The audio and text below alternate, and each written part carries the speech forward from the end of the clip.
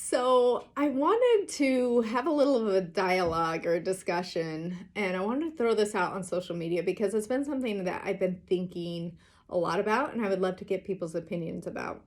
Now, this is something that's pretty much always ever present. I think it is for anybody who is trying to grow themselves or their business or solve problems or wrestling with some of maybe the bigger questions of life, even. It's definitely come up this week as I've been working on personal growth plans with my executive team. So I've been thinking a lot about it and also how to approach it, maybe put it into some context. The topic that I want to talk about is fear. And I think so many times as we are working to build our business or we are working to build ourselves and grow, we come from a place where we really wish that fear was not present. And we spend a lot of time wishing that this like annoying thing that's always there would just kind of go away. But I think that that's really actually the wrong approach. I think if we can approach it from somewhere else, that it can be a positive motivating factor. So let me tell you a little bit of what I'm talking about and what I'm thinking about.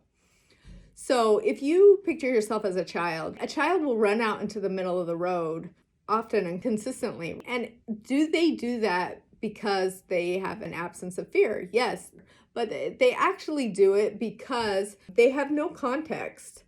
They're acting from a place of naivete and they don't know any better. So what they're doing is not an act of bravery. It's not an act of courage. They're doing it because they don't know. I think that's kind of the same thing. If we're spending all of our time wishing and hoping that fear wasn't present, then all we're really doing is wishing and hoping that we have little understanding of our own weaknesses, that we aren't aware of maybe even the economic or competitive nature of our business, that we don't understand the risks that are involved, and we're operating in maybe this Pollyanna, very childlike, naive place. And I don't know about you, but that's not the mindset or the framework that I want to be tackling any of my major goals. I think that really sets you up for some real heartache and some real danger and some real failure. And I think failure will come either way, but that's setting you up for a bigger dose of failure.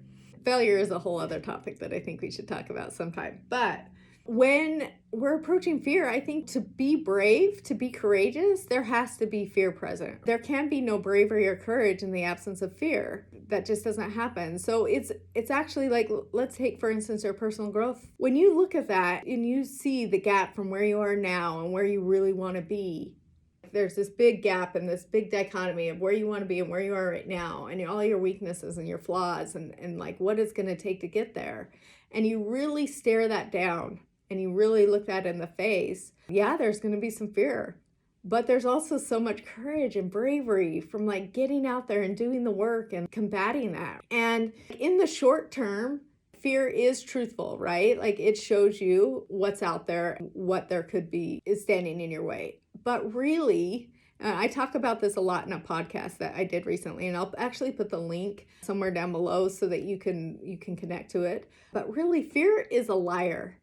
And the reason it is a liar is because it prevents you from seeing what's on the other side. And really, it's there to prevent action. And so when you can approach fear head on and you can take a look, because it is uncomfortable for anybody chasing their dreams to like really stare down what the possibilities are, what the realities are, and also like where your own failures and shortcomings are. That is not a comfortable place to be. And it takes a lot of courage to come through on the other side, but it's also part of the journey. And you know that you're doing something right when it is present. And that's like telling you, okay, this is something that I really want to pursue. This is something that is going to cause me to grow. This is something that like is really going to be worth the payoff on the other side. And so I'd be interested to know how all of you guys are approaching fear, how you look at it, what tools and techniques you use to combat it, and if there's anything that resonated with you in anything that I said. So to all of those who are out there battling your fears and showing up courageous and brave every day to take it to the next level and to do the hard work, I just want to say that one, I admire you. Two, keep up the good fight. And three, you're not in it alone. And I think we can build a community around those of us who are really working hard towards that. And we can create some tools, some systems that will help each other. So um, good luck. And I'd love to hear from you.